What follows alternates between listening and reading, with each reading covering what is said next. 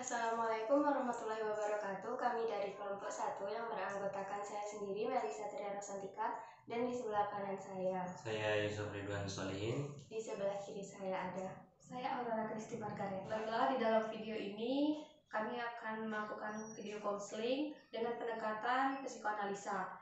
Di video kali ini juga yang berperan sebagai konselor itu saya sendiri dan teman saya Melisa dan Bang Ridwan, Bang Yus. Baiklah, di video kali ini kami akan melakukan praktek konseling dengan pendekatan psikoanalisa. Di dalam video konseling ini saya akan berperan sebagai konselor dan teman saya Melisa akan berperan sebagai klien dan Bang Yusuf akan berperan sebagai kameramen. Baiklah, sekian perkenalan dari kami. Terima kasih. Kami akan lanjutkan dengan penjelasan teknik-teknik di dalam konseling ini. Teknik yang pertama yakni teknik asosiasi bebas. Teknik ini adalah teknik pemanggilan kembali pengalaman masa lampau seorang konseli atau seorang klien yang mana berkaitan dengan pengalaman traumatik klien yang membuat ia merasa trauma sampai masa sekarang. Kemudian teknik yang kedua yakni analisis penolakan, yang mana setiap yang disampaikan oleh seorang konseli atau klien itu tidak secara utuh atau secara sempurna. Masih terdapat beberapa hal yang masih ditahan-tahan oleh seorang klien. Jika hal tersebut terjadi, maka seorang konselor harus kembali menerapkan teknik asosiasi bebas. Kenapa analisis penolakan bisa terjadi? Ya, karena seorang klien atau seorang konselor tersebut merasa apabila hal tersebut disampaikan dapat mengakibatkan kerugian bagi dirinya, baik dalam jangka pendek ataupun jangka panjang. Teknik yang selanjutnya ini penafsiran. Penafsiran adalah usaha memberi makna yang dilakukan oleh seorang konselor atau konselor atau analis. Pemberian makna di mana apa yang disampaikan oleh seorang konseli ditautkan atau disamakan dengan makna yang sama oleh konselor, sehingga nanti akan timbul pengetahuan baru yang dialami oleh klien. Kemudian teknik yang selanjutnya adalah analisis transferensi, di mana seorang konselor berusaha atau mencoba untuk menjadi seseorang yang pernah masuk di dalam kehidupan klien di masa lampau. Apabila klien tersebut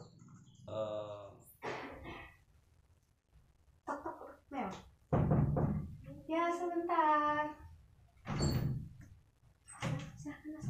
silahkan dulu ya ambil aja posisi nyamannya gimana ya. Nah, kamu dari mana tadi Melisa? Dari kantin Bu, habis makan dari kantin ya. Kayaknya senang banget nih. Gimana rasanya hari ini? Lumayan bagus Bu, kayak cuaca sekarang kan cerah juga gitu.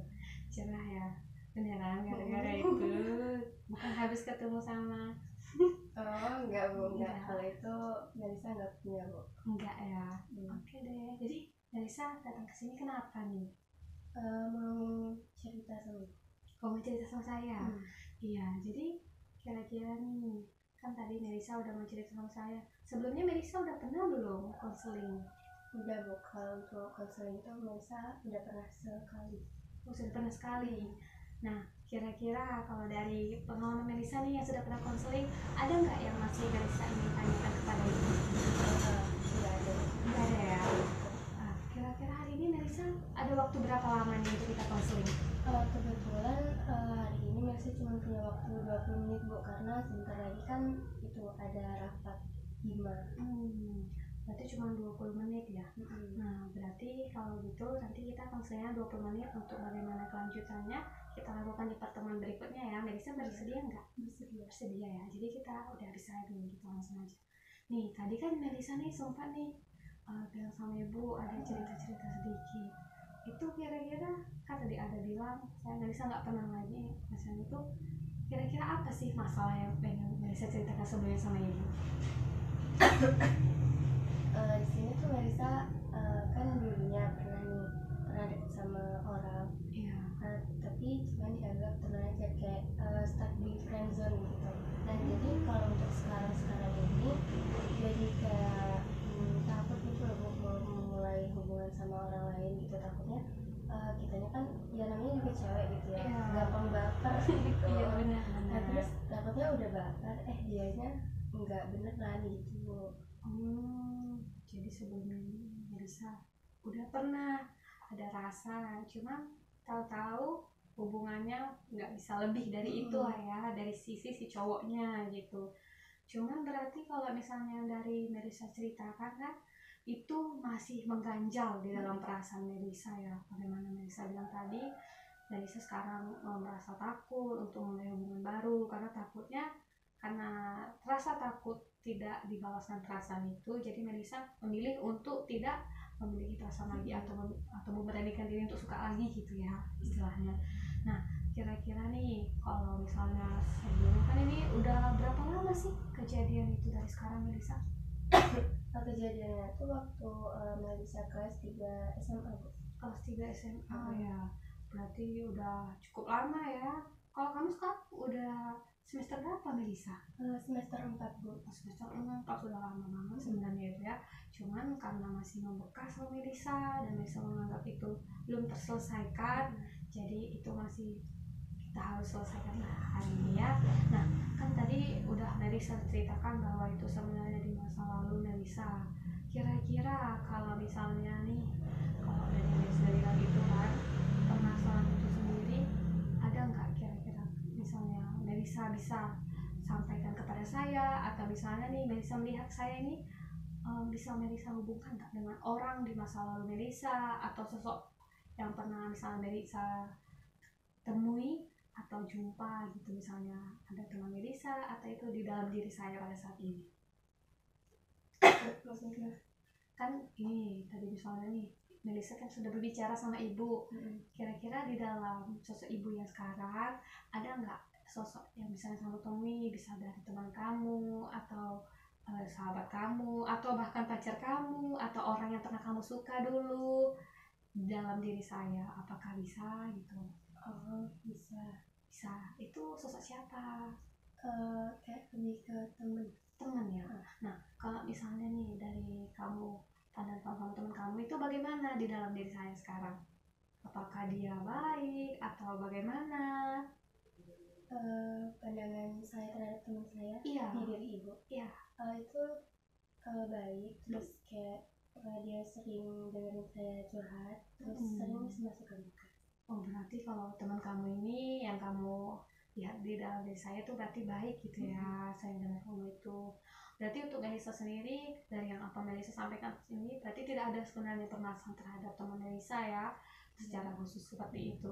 Nah kan Melisa tadi udah menyampaikan, kira-kira ada nggak sih misalnya di hal-hal yang di pada saat itu yang ingin Melisa sampaikan kepada sosok yang pernah Melisa suka itu, kepada saya misalnya, yang belum sempat terucapkan? Kayak itu mutarain perasaannya gitu. Iya. Atau misalnya ada nggak nih misalnya sebenarnya kenapa sih kamu begitu, misalnya gitu kan kamu ingin sampaikan kepada dia, cuman karena sudah hubungan kalian sudah tidak baik, atau sebenarnya kamu ingin tetap berteman tapi dia malah memutuskan, ya sudah karena kamu ada rasa saya kita tidak bisa berteman begitu, misalnya ada perasaan seperti itu tapi belum kamu sampaikan kepada dia. Yang mau saya sampaikan ke dia, kenapa nggak jujur dari awal, misalnya kalau hubungan kita ini cuman sebatas teman aja, terus kenapa kan kayak kalau kita cewek gitu ya, kita tuh kayak dikasih perhatian kecil aja tuh langsung baper gitu. Nah dia tuh kenapa harus ngasih perhatian saya lebih gitu, terus kok malah beberapa minggu ke depannya setelah deket sama saya, itu tuh dia jadian sama orang lain gitu. Tapi pada saat itu sikap dia itu masih baik kok Bu sama saya, misalnya saya mau pergi gitu dia juga mau nganterin gitu. Cuman ya kayak saya itu harus bagi waktu lagi gitu, antara nanti dia sama pacarnya terus dia sama saya gitu. Nah kan kalau misalnya sama-sama gak punya, misalnya tetap friendzone aja, biarpun udah ngutarain perasaan masing-masing tetap temenan, tapi dia nggak punya pacar kan itu lebih enak, lebih kayak kita tuh lebih leluasa mau main sama dia.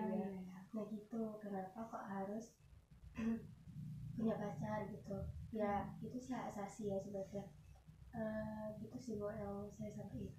Berarti di sini Melisa merasa seakan-akan sepertinya dia itu bukan sedang tidak ingin pacaran atau berhubungan, tapi tidak ingin berpacarannya dengan Melisa pada saat itu. Jadi Melisa merasa itu yang lebih membuat Melisa untuk susah melupakan kejadian itu ya. Kenapa sih kamu kayak misalnya kepada saya itu kenapa nggak dari awal jelas, tapi kamu seakan-akan memberi harapan atau kamu menganggap saya itu cuma teman dan tidak bisa memperhatikan hubungan itu lagi, tapi tiba-tiba kamu sudah ada pacar yang lain gitu. Nah kan ini sudah nih bisa sampaikan kepada saya bahwa bagaimana seluk-beluk permasalahan itu kan, kira-kira nih kan itu sudah Melisa sampaikan nih, misalnya itu Melisa katakan kepada dia langsung melalui kata-kata itu kan tadi kayak misalnya masih banyak lah ya, secara singkat itu apa sih yang Melisa ingin bilang? Apakah bilang tadi seperti itu hanya sekedar kenapa tidak dari awal saja seperti itu saja ya, atau misalnya ada hal lain kira-kira yang ingin Melisa sampaikan atau Melisa rasa dari sosok si pacarnya ini, atau ada seperti itu? Nggak ada ya, cuma itu aja. Nah berarti kan itu tadi Melisa sendiri sudah bisa nih memposisikan bahwasannya ya permasalahan itu hanya dengan Melisa dan si cowok tersebut itu tadi ya kan, dan Melisa juga udah merasa nih kalau misalnya itu hal yang sebenarnya kan di luar kuasa Melisa juga, karena Melisa bilang itu hak asasi tadi seperti itu, bahwa yang namanya suka kita kan tidak tahu. Dan Melisa juga ini sepertinya cerita, cuma Melisa misalnya menutup nih bagaimana sebenarnya kayak lebihnya kejadian itu, sebenarnya kan cuma sebatas yang ingin Melisa ceritakan kepada saya saja, itu tidak apa-apa, namanya juga itu hak Melisa untuk cerita kepada saya.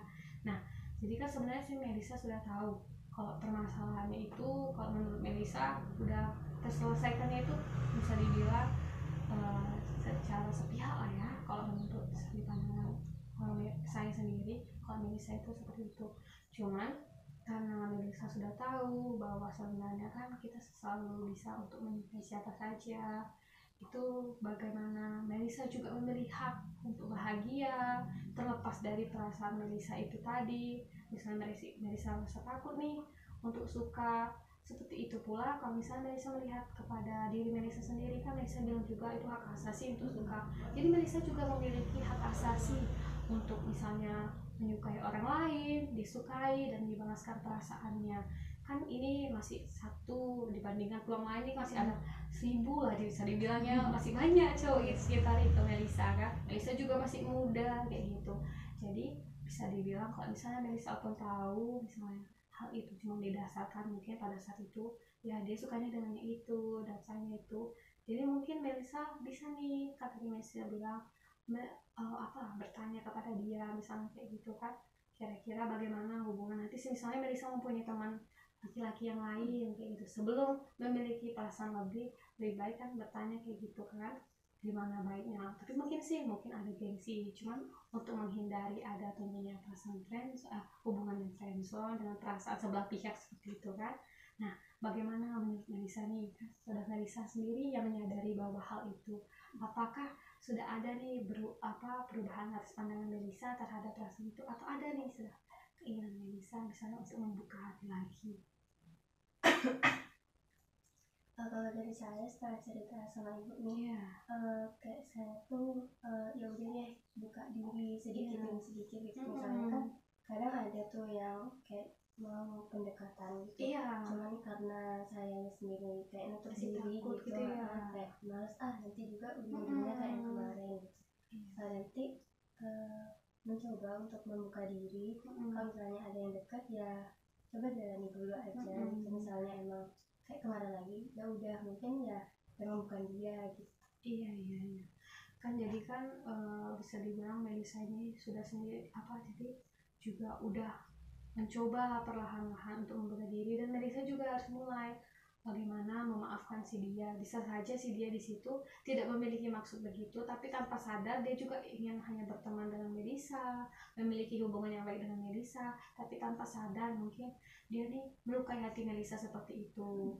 Dan mungkin saja ada yang ingin dia sampaikan kepada Melisa, bagaimana kan, bisa saja saya sebagai sosok tersebut, bisa saja saya menyampaikan bahwasanya saya ingin memiliki Melisa itu sebagai sahabat saya begitu. Saya juga tidak memikirkan bahwa hal itu akan memiliki fase di mana Melisa menganggap saya itu lebih, jadi saya melukai hati kamu misalnya begitu. Mungkin saja dia ingin meminta maaf tetapi tidak bisa begitu ya.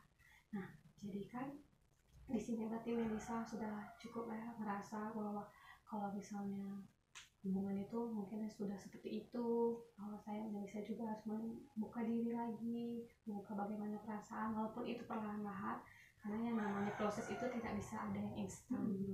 Nah begitu Melisa, kira-kira bagaimana perasaannya, atau ada nih masih yang menghambat yang ingin diceritakan kepada saya? Perasaan saya udah lumayan lega sih, soalnya kan biasanya kayak mendem sendiri gitu, mau cerita nggak cerita sama siapa gitu. Jadinya sekarang udah agak mendingan ya. Nah kan itu sudah Melisa rasakan kayak sudah mendingan kayak gitu kan. Berarti namun Melisa perlu ingat bahwa di sini peran saya itu hanya sebagai diri saya, sebagai konselor, dan Melisa itu kan sebagai sosok perempuan itu. Saya hanya memposisikan bagaimana dia pada saat itu berkemungkinan, tapi saya bukan sosok itu sendiri. Mungkin bisa Melisa mencoba untuk menyelesaikan permasalahan dia ya nantinya.